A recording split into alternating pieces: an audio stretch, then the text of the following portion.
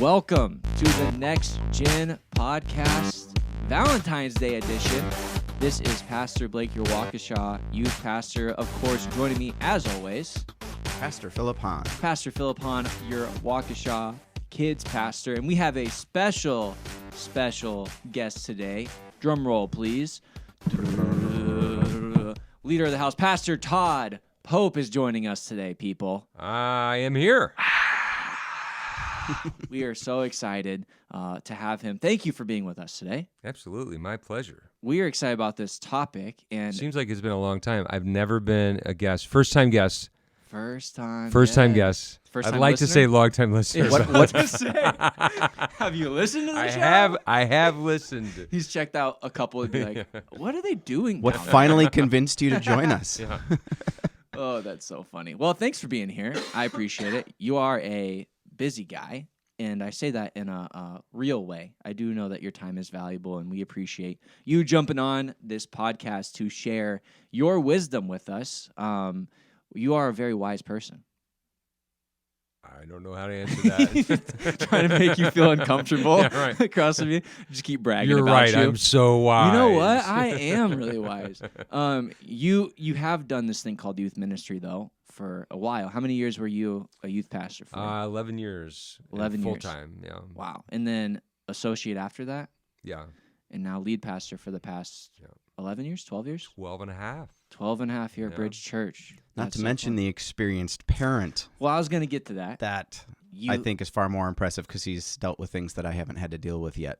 Yeah. And so we're definitely going to lean on both of your experiences for some advice in dealing with relationships, specifically the dating relationships with our students as parents are entering maybe different areas of life where their kid is suddenly interested in the opposite gender and What they're is love? starting to hang out with them. Yeah, go ahead, Phil. Come on, get us Another Phil. line we'll have to pay copyrights. Yeah, there you go. Yeah. We don't want to get taken down here. So if you could, Was that Phil Collins? oh, I actually don't know. I don't know. I'm like, that'd it be was appropriate. Not Phil Collins, but Phil Hahn singing Phil My experience with that song is a Saturday Night Live sketch. Okay. Phil, you are musical. Why, thank you. You play acoustic and you play keys and you can sing. My question is leading us into this dating love stuff. Did you ever play instruments to impress a girl? Oh, absolutely, and it almost never worked. Like, really? Yeah. Did you ever write a song for a girl? Yeah, I wrote a song for my wedding. How'd it go? It went pretty good, We're but I sorry. already had her. It was, she, Did you she know, cry? Was there tears at the song? I think so. How bad it was? I know my father-in-law cried. Just kidding. Oh, that's cool. That is special. You also were a worship leader for a while. We didn't put that on your resume, Pastor Todd. Yeah. Did you ever write a song for Michelle? I sang to her coming down the aisle at our wedding, but I did not write a song. You sang while she was walking down? Yes. Did you cry? No. Nice. Was that hard? And, no, in fact, it was going swimmingly until she looked at me and said, and mouthed the words, "You're doing good." And then I messed up. So Got distracted. I got distracted. Yeah. Beautiful woman telling me I'm doing good. So. Yeah. Wow, what a day. I did not cry as well as Olivia walked down, and she was disappointed. I was like, I can't fake Can't fake this. it. You know, I think that'd be even I worse. mean, if you look good. But I'm happy. I'm not running right now. I don't know what more you want from me. Yeah. Love. Our kids are, some of them would say they're in love, and some of them are interested in love and exploring all these different things. And so we just want to know, what advice have you seen work really well for parents? What advice have you seen not work so well for parents? Yeah. And even with your own kids' lives, as you have one who's married now in ministry and one who is dating and also is in school for ministry. And so maybe walk us through some experiences and these stories you have to share with us as well. Yeah, I think to us probably the most critical element is modeling. Yeah. What a healthy relationship looks like. First of all, modeling for us, we didn't have girls, praise God, and so for those of you girl dads out there or just parents of girls, Taylor Whitney. I don't have our model doesn't necessarily work for you, but we had 2 boys, and so modeling for them what it meant to be a gentleman, and like this is the way that you should talk to one another, and stuff like that. So I think modeling was huge.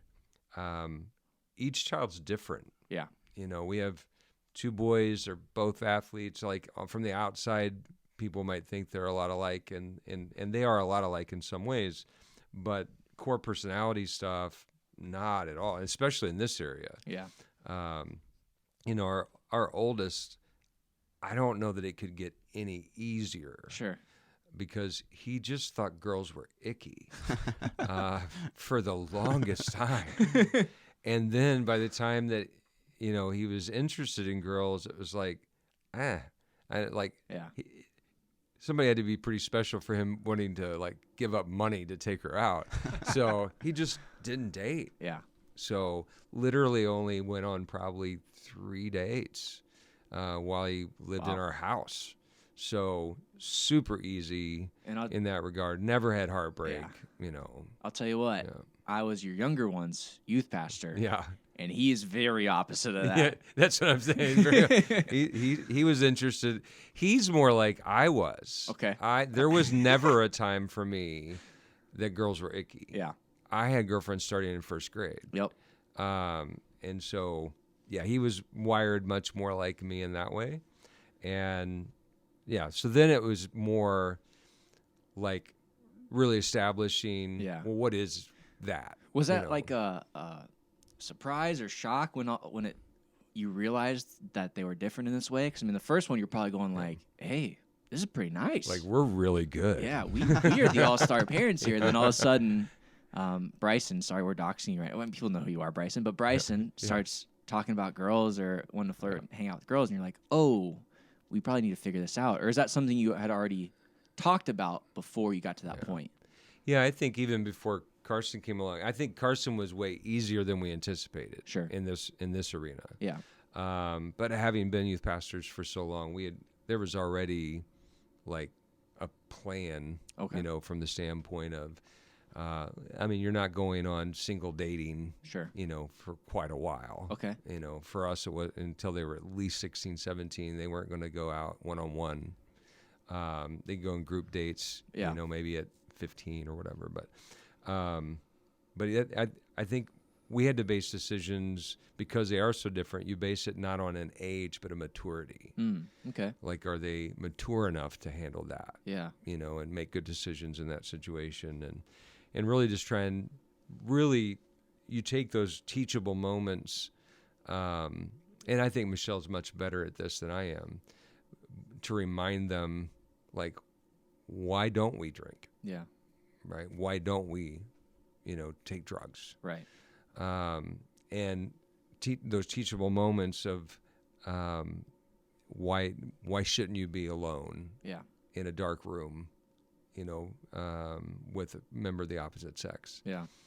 And that you can make the decisions that others are making at any time. Right. And fall off that wagon. But once they've kind of gone down that road, they can't have what you have. Okay. They don't get that purity back. Sure. And so guarding that, once they really felt a call in the ministry, a phrase that we've used multiple times is to protect your anointing, Yeah. And we did that with a previous, when we were youth pastors, when we had young people that had a heart for ministry, and yet it seemed like, they were dating somebody that really didn't share that same conviction level, and really just talked about that, that, again, these are critical decisions and moments. So I think those things, we always want to know where they're going, who they're going to be with. Sure, practical stuff. Practical stuff. Find my location, on your phone, and they knew that we knew that, and all that kind of stuff. It wasn't like we were hiding that. Yeah. And we still have that for both of them. Yeah. And that's all cool. Michelle has it on me. She knows where I'm Yep. at. I don't have it on her, though. I'm starting to wonder, Michelle, is this intentional? Well, Phil, I know you have maybe some questions about this specific topic as well. Yeah, because I know that your boys are awesome and show a great deal of integrity just as young men of God. But there's also those moments as parents when you know that emotion clouds judgment, and even the smartest kid can make a bad choice on either who they're dating or how they're dating, or they don't recognize some of the signs that this is maybe an unhealthy or a toxic relationship, or this person is really needy. At whatever level, you see some level of, this is not a good idea that your kids can't see. Yeah. So how do you approach a relationship with your student when you don't approve of it? Because there's a certain level of, I don't need to meddle because this might be my future in-law. Right. But at the same time, there's also a practicality of, I might see something you don't. How do you approach that with a student if you don't approve of who they are trying to date? I would meddle because I don't. If it was significant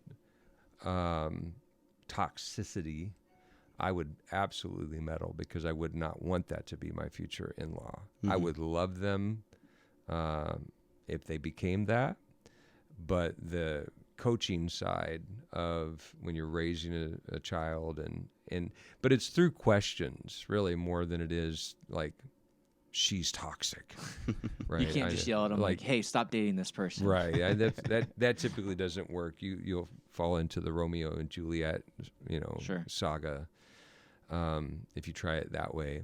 So for us, it'd be more questions like, "What is it that you want? What's the ideal? Yeah. Like, what does your future mate look like? What would you like them to be like? How would you like them to treat you?"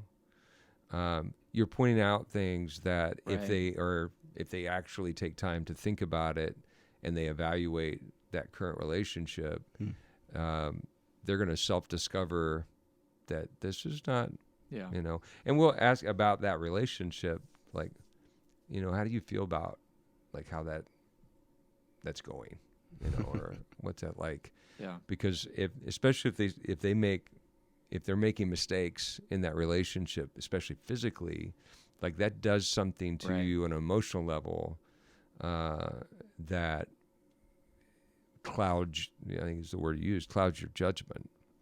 And so, I think questions is usually the best way to go about that. Help them self-discover. Yeah, I think I want to maybe dig in more to what you just said about they're going to make mistakes. And obviously, we'd love if our kids didn't make mistakes, but the truth is they are going to. How do you maybe minimize the mistakes or mitigate those in this range in dynamic of dating, where some parents are going, "You're not dating at all until you leave my house," or some are more open to this concept. And I like what you said of like, it's not even just an age thing, it's a maturity thing, and maybe there isn't a one size fits all type of answer. But how do we minimize those mistakes they're making so they aren't these huge things that they have to carry the baggage and the weight of further down the road? I'm still not sure I've reached the level of maturity. It's true. A phrase that we've used a lot around our house is pre-deciding. Yeah. I use that with premarital couples. It's a phrase that's really part of our vernacular. Yeah.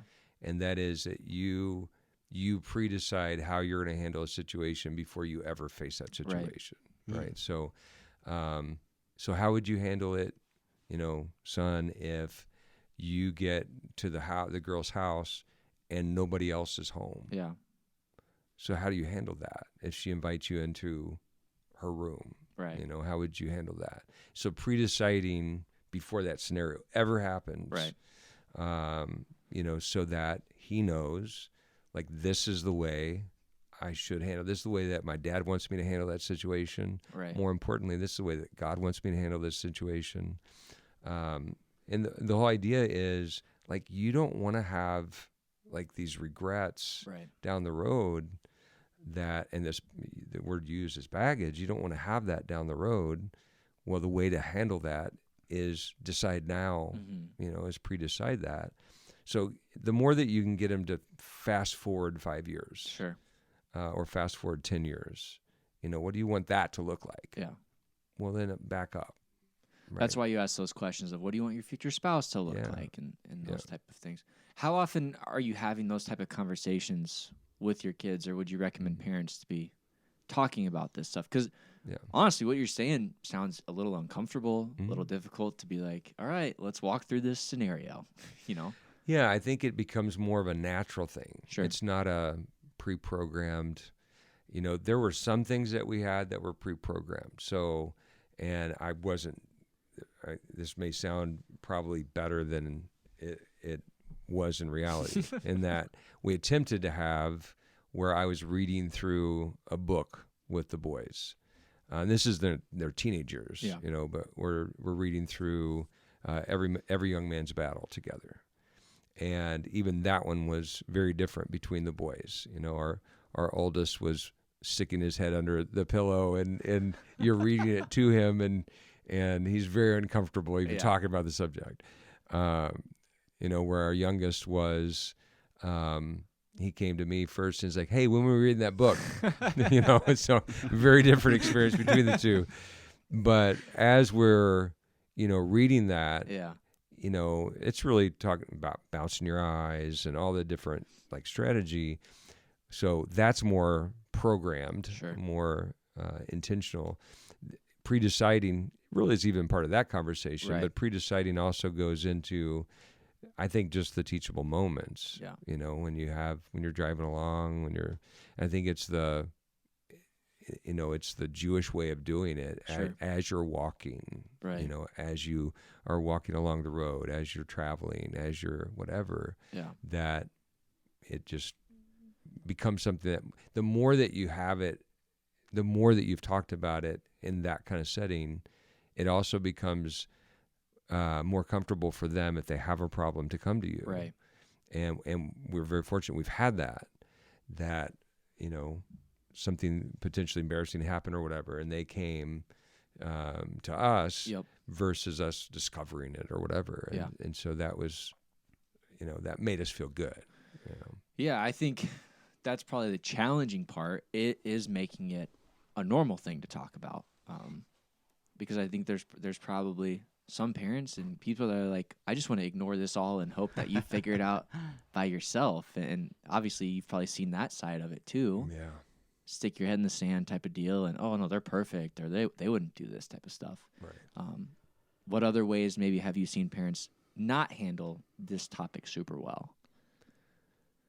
Yeah, I think letting the kid drive that boat. I mean, just letting them make whatever mistakes they make, and what happens, and and maybe they just at least don't get a girl pregnant, or at least and It's a low bar. Yeah, I think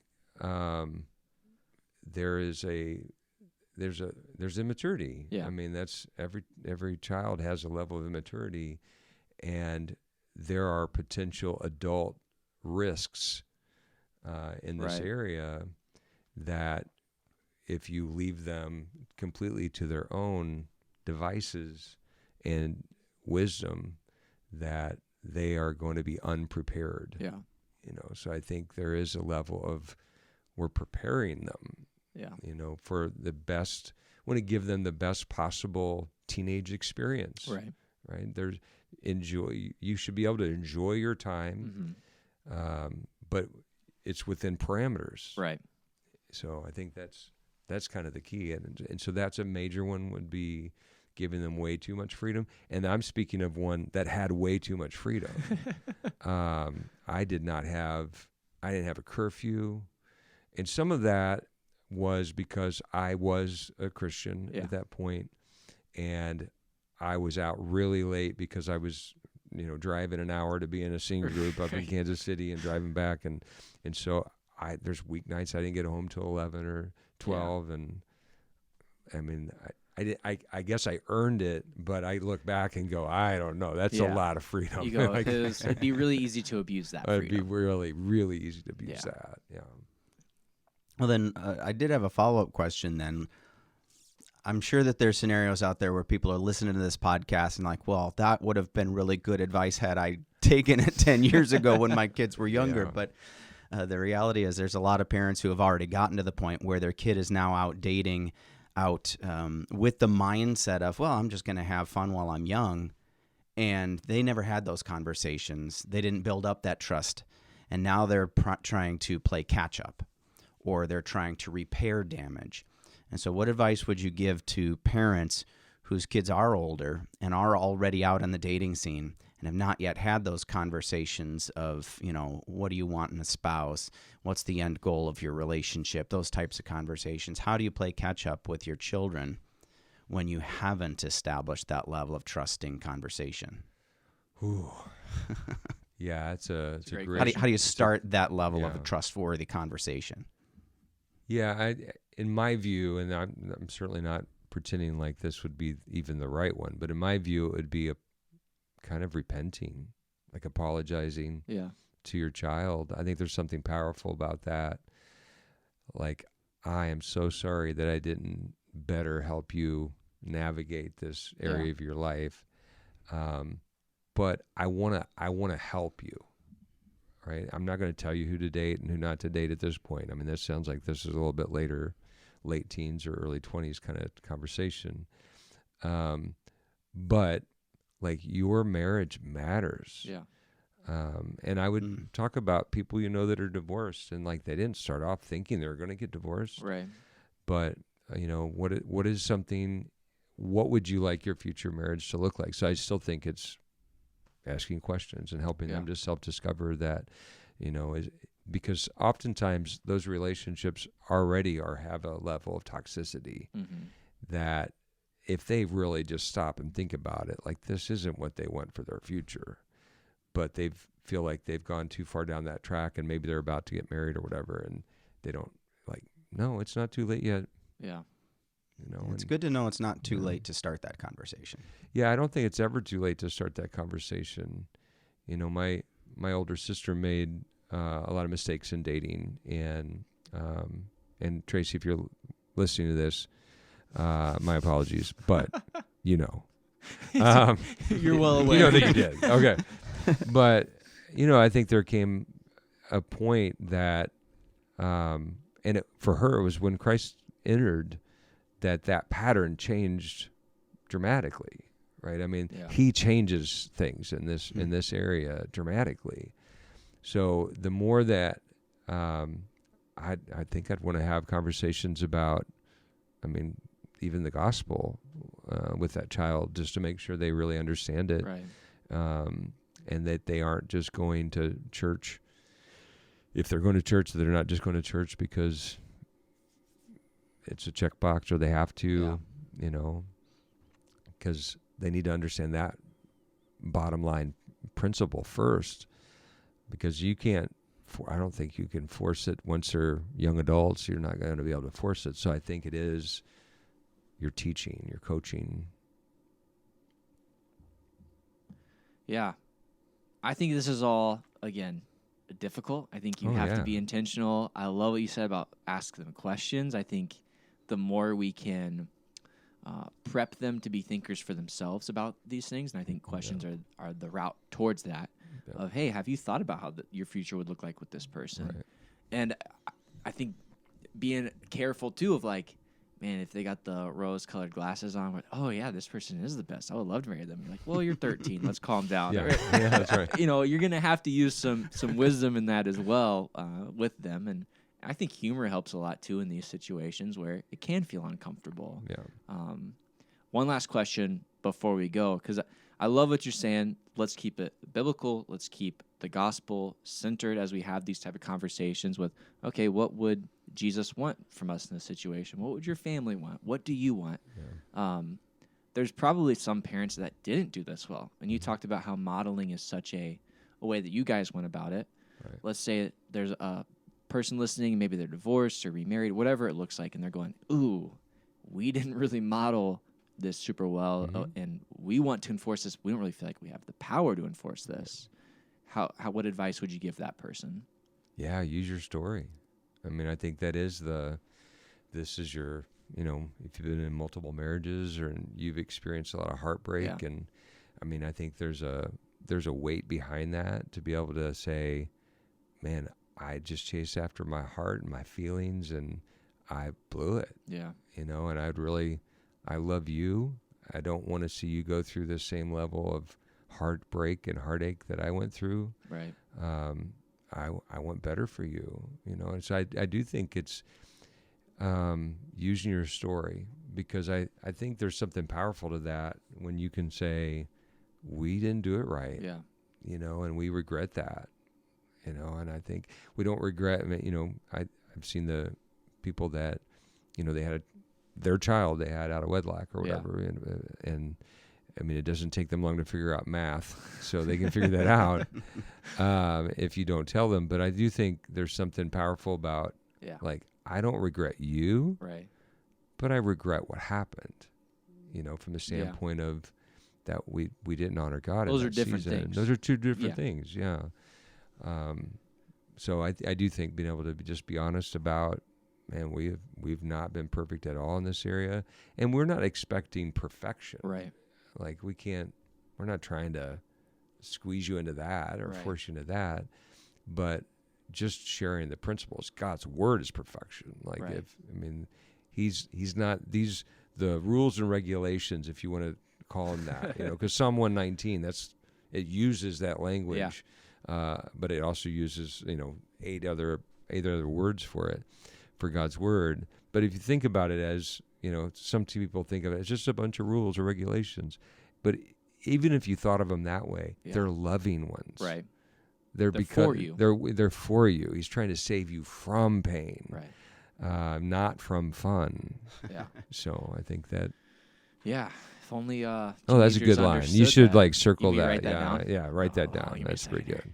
good. No, and I think the hard part is, and Phil, you joked about earlier, it's a maturity thing, right? Of understanding that principle of the rules that are in place are to benefit you, not to make you stand out or to be weird or whatever it is in this specific realm of dating, where sometimes it feels like everyone else is doing this thing and, I don't get to do that.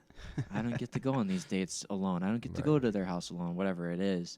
And it can be hard. So good luck, guys. Yeah, that's right. but really, be the parent and do it in a loving way. And I think communicating the gospel to them. And I loved the asking questions thing. I thought that was so good. Phil, you got any other thoughts? Just like most other areas of parenting, if you're intentional, just having a plan at all is sometimes the biggest step and the most beneficial. Doesn't have to be the exact same plan that we lay out in this single podcast. There's plenty of books out there, but I mean, the fact that you are intentional makes a big difference. Yeah, for sure. And building that relationship. Yeah. I mean, keeping those doors open, and not speaking to them in such a way that it shuts down their heart. Yeah. And shuts off their ears. For sure. Yeah. Pastor Todd, thanks so much for joining us. Absolutely. Appreciate it. Thanks for the invite. Thank you guys for listening to the Next Gen podcast. We will see you later.